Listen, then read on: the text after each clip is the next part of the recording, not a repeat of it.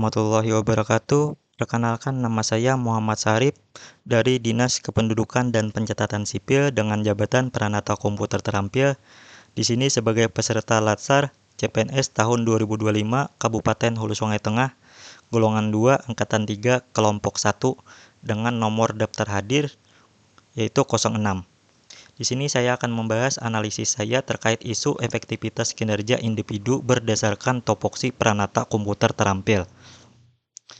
Untuk tugas jabatan fungsional Pranata Komputer Terampil, yaitu berdasarkan pengaturan Menteri Pendayagunaan Aparatur Negara dan Reformasi Birokrasi Republik Indonesia Nomor 32 Tahun 2020 Bab 4 Pasal 6, yang isinya tugas jabatan fungsional Pranata Komputer yaitu melaksanakan kegiatan teknologi informasi berbasis komputer yang meliputi tata kelola dan tata laksana teknologi informasi, infrastruktur teknologi informasi, serta sistem informasi dan multimedia.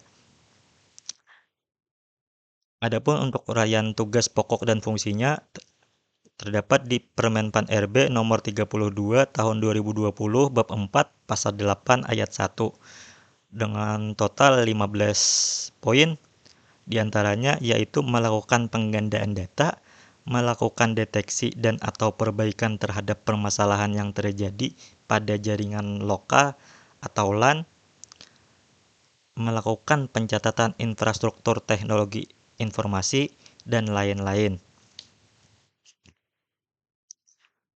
Dari 15 tugas pokok dan fungsi Pranata Komputer tadi terdapat 5 ISO yang masih belum optimal, yaitu 1. Belum optimalnya deteksi dan atau perbaikan terhadap permasalahan yang terjadi pada jaringan lokal atau LAN.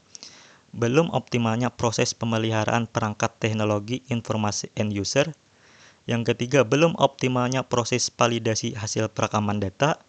Yang keempat, belum optimalnya proses pencatatan infrastruktur teknologi informasi. Dan yang terakhir, yaitu belum optimalnya proses pembuatan query sederhana. Di sini kita melakukan penapisan akan menjadi 3 dengan metode APKL, yaitu aktual, problematik, kelayakan, dan layak, di mana nilai yang tertinggi akan dilanjutkan dengan metode lainnya. Di sini kita dapat kesimpulan untuk nilai tertingginya yaitu belum optimalnya deteksi dan atau perbaikan terhadap permasalahan yang terjadi pada jaringan lokal, dan belum optimalnya proses pemeliharaan perangkat teknologi informasi end user dengan total nilai 18, dan belum optimalnya perekaman data tanpa validasi dengan total nilai 17. Di sini tiga urutan tertingginya akan kita lanjutkan lagi menggunakan analisis metode OSG, yaitu urgensi, seriousness atau keseriusan, dan growth atau perkembangan, atau bisa juga disebut dengan seberapa besar kemungkinan masalah ini berkembang. Di sini kita akan melakukan perangkingan lagi dan kita dapat nilai tertingginya yaitu belum optimalnya proses pemeliharaan perangkat teknologi informasi end user dengan nilai tertinggi 14.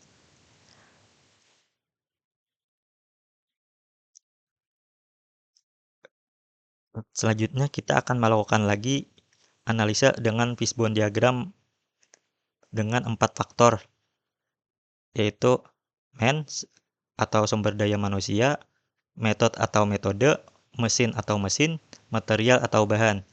Di sini masalah utamanya yaitu belum optimalnya proses pemeliharaan perangkat teknologi informasi end user.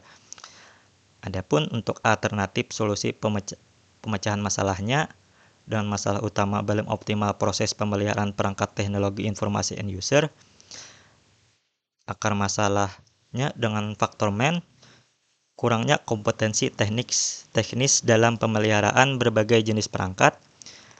Alternatif solusinya, kita dapat membentuk program berkala di mana prakom dengan kompetensi lebih tinggi, yaitu ahli atau penyelia, menjadi mentor bagi prakom terampil, terfokus pada transfer pengetahuan praktis di lapangan. Faktor kedua, mesin.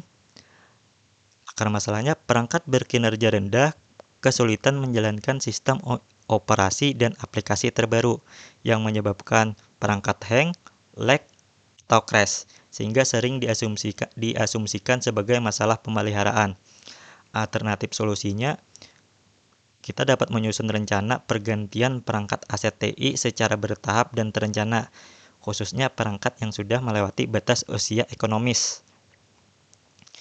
Faktor ketiga, yaitu metode atau akar masalahnya tidak adanya SOP yang bersifat proaktif.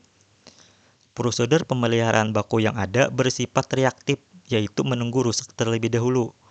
Untuk alternatif solusinya, kita dapat menyusun dan mengimplementasikan SOP atau jadwal pemeliharaan preventif. Misal cek fisik, scanning malware, disk cleanup secara wajib dan berkala. Faktor keempat yaitu material. Untuk akar permasalahannya yaitu ketersediaan suku cadang yang tidak memadai atau proses pengadaan yang lama sehingga tidak dapat membuat perbaikan secara langsung. Untuk alternatif solusinya, kita dapat mengidentifikasi suku cadang mana yang paling sering rusak dan memprioritaskan untuk selalu stok komponen-komponen yang sering dipakai ini di dalam jumlah minimal. Sekian dari presentasi saya yang judulnya analisis isu efektivitas kinerja individu berdasarkan topoksi peran atau komputer. Sebelumnya terima kasih. Wassalamualaikum warahmatullahi wabarakatuh.